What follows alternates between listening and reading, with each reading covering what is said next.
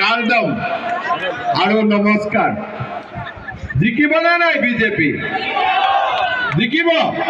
তেতিয়াহ'লে মোৰ লগত একেলগে ক'ব, ভাৰত মাতা কে, ভাৰত মাতা কে, নৰেন্দ্ৰ মোদী, নৰেন্দ্ৰ মোদী, তুলিৰাম ৰংহাং, তুলিরাম রংহাং, দেপুলাল গার্লোসা, अमर सिंह टिसो, हरेन सिंह बे, बहुत बहुत धन्यवाद। আজি आमार মাজত उपस्थित অসম চৰকাৰৰ সন্মানীয় মন্ত্ৰী নন্দিতা গাৰ্লোসা ডাঙৰীয়া, বিধানসভাৰ উপাধ্যক্ষ ডক্টৰ নুমল মমিন ডাঙৰীয়া, মই আপোনালোকক কমিটমেণ্ট কৰিছো যে 2024 চনৰ ভিতৰতে কাৰ্বি আংলং আৰু ডিমা হাছাও জিলাত যিমান মানুহৰ ঘৰত ৰেচন কাৰ্ড আছে সকলোকে মই অৰুণোদয় দিয়াৰ ব্যৱস্থা কৰিম। ভাল কথা ক'লো নে নাই? ভাল কথা ক'লো নে নাই? অলপ ফূৰ্তি কৰক, ডাঙৰ কৰি হাত চাপৰিটো বজাই দিয়ক, হয় নে নহয়? ঠিক আছে। এতিয়া মই আৰু এটা কথা ক'ব খুজিছো, আমাৰ কাৰ্বি আংলং আৰু ডিমা হাছাও জিলাত আমি শিক্ষাৰ উন্নতি কৰিব লাগিব। সেইকাৰণে এইবাৰ আমি এটা সিদ্ধান্ত লৈছো যে কাৰ্বি আংলং ডিমা হাছাওৰ যিমান ছোৱালী মেট্ৰিক পাছ কৰি কলেজত এডমিশ্যন ল'ব সব ছোৱালীকে মই চৰকাৰৰ পৰা 10,000 টকাকৈ গিফ্ট দিম, হ'ব? আৰু যিমান ছোৱালী ডিগ্ৰী পাছ কৰি হায়াৰ ছেকেণ্ডাৰীত নাম লগাব তেওঁলোকক মই 12,500 টকাৰ গিফ্ট দিম। আৰু কাৰ্বি আংলং ডিমা হাছাও যিমান ছোৱালী চেণ্ট্ৰেল ইউনিভাৰ্চিটিত পঢ়িব বা গুৱাহাটীত গৈ ইউনিভাৰ্চিটিত পঢ়িব, দিল্লী কলিকতাত গৈ ইউনিভাৰ্চিটি পঢ়িব, তেওঁলোকক মই 25,000কৈ চৰকাৰৰ পৰা দি আছো। ভাল হ'বনে নাই?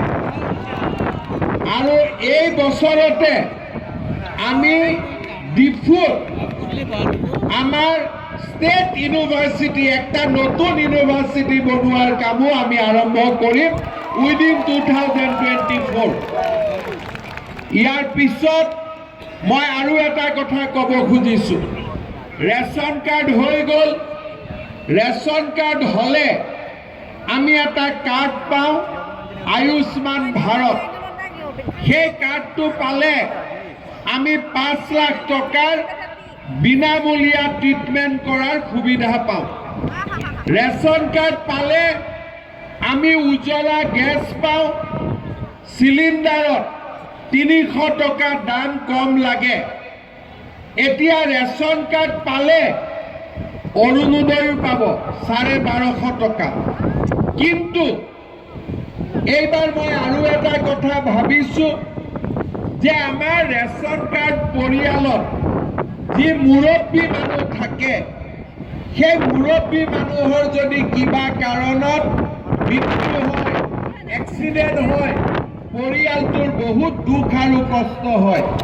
সেইকাৰণে এইবাৰ ৰেচন কাৰ্ডৰ পৰিয়ালৰ যি মুৰব্বী মানুহ হ'ব, হেড অফ দ্য ফেমিলি, তেওঁক আমি চৰকাৰৰ খৰচত বিনামূলীয়া ইঞ্চুৰেঞ্চ কৰি দিম, যাতে কিবা কাৰণত ফেমিলিৰ মৃত্যু হ'লে ফেমিলিটোৱে অলপ হ'লেও টকা চৰকাৰৰ পৰা পাব পাৰে। তাৰমানে আপোনালোকে চিন্তা কৰক, মোদীয়ে আমাক একটা ৰেচন কাৰ্ড দিছে, এই ৰেচন কাৰ্ডত 5 কেজিকৈ চাউল আমি বিনা পইচাত পালো, উজ্জ্বলা গেছ আমি পালো, আয়ুষ্মান। আমি শিক্ষাৰ উন্নতি কৰিব লাগিব। সেইকাৰণে এইবাৰ আমি এটা সিদ্ধান্ত লৈছো যে কাৰ্বি আংলং ডিমা হাছাওৰ যিমান ছোৱালী মেট্ৰিক পাছ কৰি কলেজত এডমিশ্যন ল'ব সব ছোৱালীকে মই চৰকাৰৰ পৰা 10,000 টকাকৈ গিফ্ট দিম হ'ব আৰু যিমান ছোৱালী ডিগ্ৰী পাছ কৰি হায়াৰ ছেকেণ্ডাৰীত নাম লগাব তেওঁলোকক মই 12,500 টকাৰ গিফ্ট দিম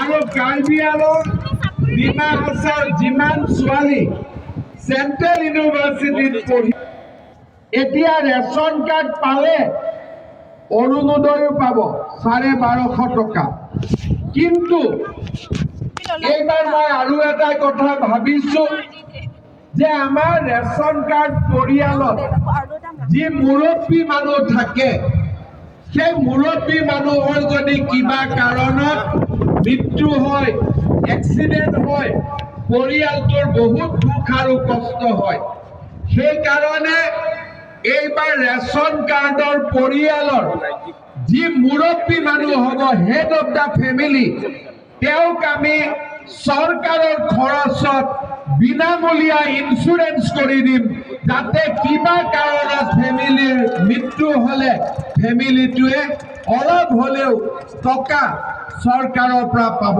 পাৰে তাৰমানে আপোনালোকে চিন্তা কৰক মোদীয়ে আমাক একটা ৰেচন কাৰ্ড দিছে এই ৰেচন কাৰ্ডত 5 কেজিকৈ চাউল আমি বিনা পইচাত পালো উজ্জ্বলা গেছ আমি পালো আয়ুষ্মান ভাৰত আমি পালো 12,500 টকা অৰুণোদয় পাম আৰু লগত আমাৰ হেড অফ দ্য ফেমিলি বিনা পইচাত ইন্সুৰেন্সও পাই যাম তাৰমানে একটা ৰেচন কাৰ্ড 5টা বাচ্চা হয়নে একটা ৰেচন কাৰ্ড আৰু 4টা বাচ্চা হৈ গ'ল হয় না নহয় কিন্তু এইবুলি ঘৰত ইমান বাচ্চা জন্ম নিদিব 2টা হলে ঠিক আছে হ'ব ৰেচন কাৰ্ডে 4টা 5টা দিব বাচ্চা জন্ম ঘৰত 2টা হলে হৈ গ'ল তেতিয়া ভাল থাকিব পাৰি শ্ৰদ্ধা ৰাইজ আমাৰ কাৰ্বি আংলঙত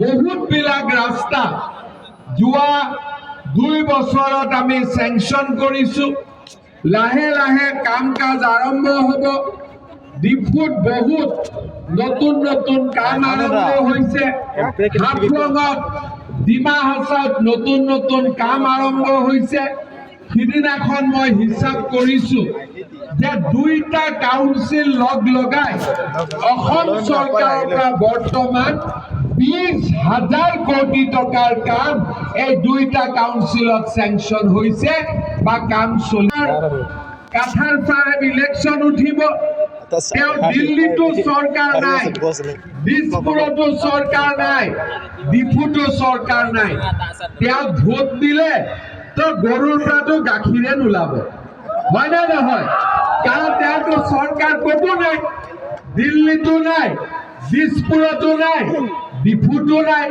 কিন্তু অমৰ সিং দিছুক ভোট দিলে দিল্লীৰ পৰাও গাখীৰ আহিব দিছপুৰৰ পৰাও গাখীৰ আহিব আৰু ডিফু আৰু হাফলঙৰ পৰাও গাখীৰ আহিব আৰু এই গাখীৰেদি আমাৰ কাৰ্বি আংলং ডিমা হাছাওৰ লৰা ছোৱালীৰ স্বাস্থ্য ভাল হ'ব আৰু আমি সুন্দৰ কৰি আগুৱাই যাব পাৰিম শ্ৰদ্ধা ৰাইজ মোক এতিয়া বাচ্চাবিলাকে সুধিছে যে পুলিচৰ দৌৰ কেতিয়া হ'ব মই কৈছো পুলিচৰ নতুন এপইন্টমেন্ট জুলাই মাহত আমি ইন্টাৰভিউ আৰম্ভ কৰিম ঠিক আছে এইবাৰ আমি 1 লাখ চৰকাৰী চাকৰি দিলো আৰু আমি 35,000 চৰকাৰী চাকৰি 2024 চনৰ ভিতৰত দিম এতিয়া যদি আপোনালোকে দেখা পায় কেইদিনমান আগতে এপিএসসি ৰিজাল্ট দিছে কাৰ্বি আংলং আৰু ডিমা হাছাওৰ পৰা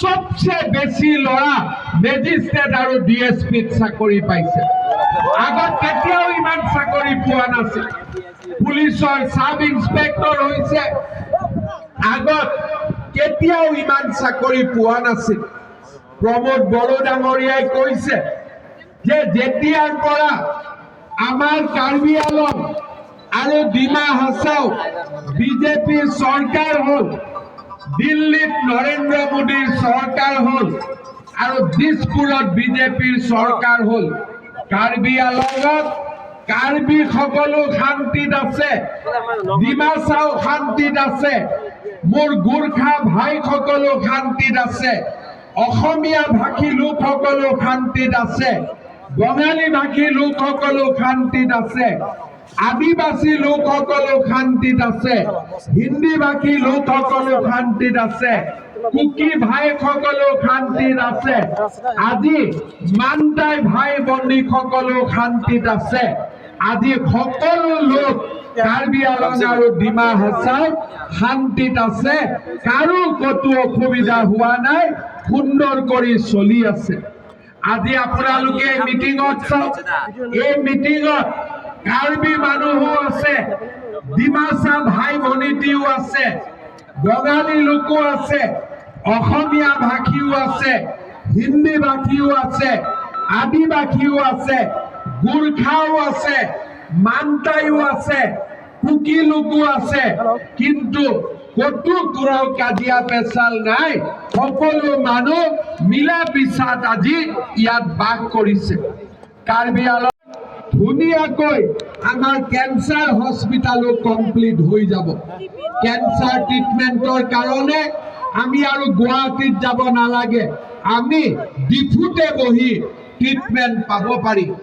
আজি কাৰ্বি আলঙত ষ্টেডিয়াম হৈছে, ল'ৰা ছোৱালীয়ে খেলিবৰ সুবিধা পাইছে, পুলিচৰ চাকৰিৰ কাৰণে ৰাতিপুৱা দৌৰিবৰ কাৰণে ষ্টেডিয়াম পাইছে।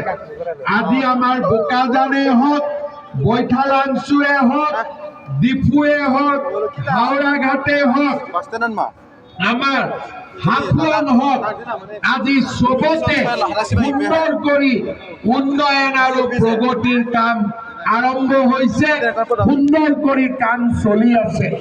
সেইকাৰণে মই ৰাইজক অনুৰোধ কৰিম, আপোনালোকে সকলোৱে যাতে পদুম আৰু এইবাৰ আমি সিদ্ধান্ত লৈছো যে তাৰালাংচু ইউথ ফেষ্টিভেলতো অসম চৰকাৰে প্ৰত্যেক বছৰে 3 কোটি টকাকৈ দিব, যাতে এই ফেষ্টিভেলটো আমি ইণ্টাৰনেশ্যনেল লেভেলত আমি লৈ যাব পাৰো। শ্ৰদ্ধা ৰাইজ, আমাৰ ইয়াত বড়ো ভাই ভনীটি সকলো আহিছে, আজি প্ৰমোদ বড়ো ডাঙৰীয়া ইয়াত উপস্থিত আছে। আমি সকলোৱে কাৰ্বি আলং আৰু ডিমা হাছাও মিলা মিছাকৈ থাকিব বিচাৰো। আজি মই এইকেইদিন দেখি আছো যে কাৰ্বি আলঙত APHSLC আৰু কংগ্ৰেছৰ পৰা ডেইলি নতুন নতুন মানুহ জইন কৰি আছে। এতিয়া APHSLC গাড়ীত টায়াৰ একো নাই, চব কংগ্ৰেছতো টায়াৰ একো নাই, চবে বিজেপিত জইন কৰি দিছে। আজি কোনো মেম্বাৰে নাই। এইটো কি পাৰ্টি কয়? APH বহুত টান নাম লগাই দিছে, ইমান টান নাম APHSLC না। তো এইটো পাৰ্টিত গাড়ীখন আছে, কিন্তু টায়াৰো নাই, ইঞ্জিনো নাই, চব বিজেপিত জইন কৰি দিছে, হয় নে নহয়? আৰু কংগ্ৰেছতো একোৱে নাই, কোনদিনাখন কোনে জইন কৰে হিচাপে নাই। কংগ্ৰেছ পাৰ্টিতো একোৱে নাই, ভোট দিয়া মানে ভোটটো এনেই যোৱা। সেইকাৰণে শ্ৰদ্ধা ৰাইজ, এইবাৰ আমি অমৰ সিং টিছু 3 লাখ ভোটত জিকাব লাগিব। পাৰিম না নোৱাৰিম? ডিফুটো জিকিবই, কিন্তু জিকিলে নহব, মোক এবাৰ 3 লাখ ভোটত জিকাব লাগে। পাৰিব না নাই যুৱকসকলে? পাৰিব? মহিলাসকলে পাৰিব নে নাই? ঠিক আছে, এইটো অমৰ সিং ভাই আগতে আছো। মানুহটোক ভাল লাগে নে নাই? ভাল লাগে না নাই? তো 3 লাখ ভোটত জিকাব লাগিব, ঠিক আছে? মোৰ সন্মানটো বাচিব। এতিয়া টিভি বিলাকে ৰেকৰ্ড কৰি আছে 3 লাখত জিকিব। যদি 2 লাখত জিকে আকৌ ষ্টেটমেণ্ট লিখি দিব যে 3 লাখ কলে 2 লাখত জিকিলে। তো 3 লাখত জিকাব পাৰিম না নাই? একদম 3 লাখতকৈ এটা ভোটো কম হ'ব নালাগে, হ'ব? এই গেলাৰী বিলাক বহুত ঠাণ্ডা কৰি বহি আছে, হ'বনে নাই? গেলাৰী বহিলে আৰাম লাগে নেকি অলপমান? যি নহওক, গেলাৰীৰ পৰাও 3 লাখ, ঠিক আছে?